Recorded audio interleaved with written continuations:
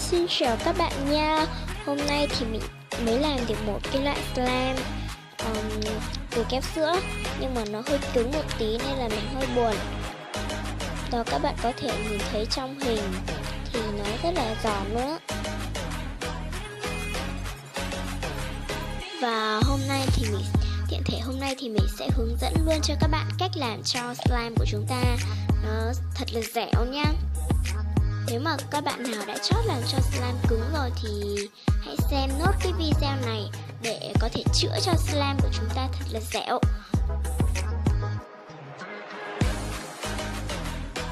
Rồi, và chúng ta cùng nhau bắt đầu vào cái phần hướng dẫn nào. Let's go!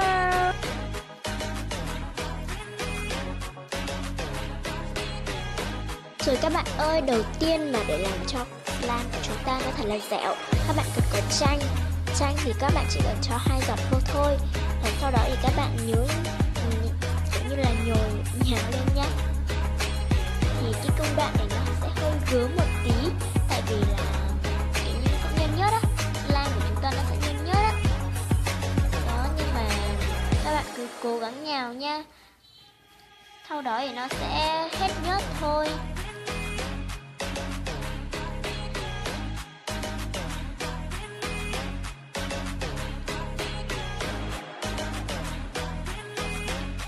Sau khi nhào một tí thì mình cũng đã thấy slime của mình nó cũng đã dẻo hơn rồi, nhưng mà nó vẫn còn nhơn nhớt.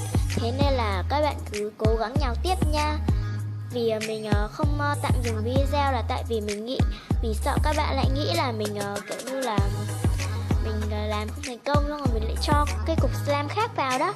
Thế nên là mình không tạm dừng video lại nha. Và tiện thể sẽ cho các bạn quan sát kỹ hơn đó.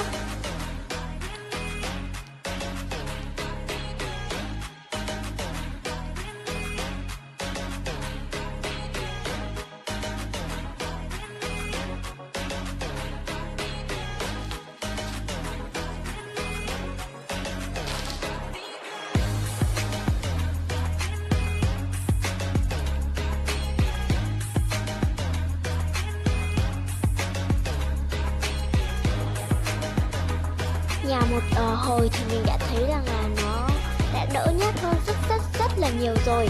Thế nhưng mà mình vẫn cố gắng nhào tiếp nha, tại vì mình thấy nó vẫn còn hơi dính tay một tí đó. Nên là mình sẽ cố gắng nhào tiếp đến khi nào mà nó thực sự không dính tay và lại rất là dẻo thì mình sẽ thôi nha.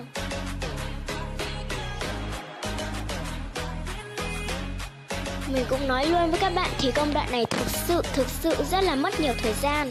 Nhưng mà để có một cái cục slime thật là dẻo thì mình sẽ cố gắng nha. Các bạn ơi, vì bạn nào mà đang bận đó thì các bạn có thể tua video đến thành quả luôn. Tại vì là mình không tạm dừng video cho các bạn xem đó, nên là nó bị nhiều thời gian một tí. Thì các bạn cũng cho mình xin lỗi nha.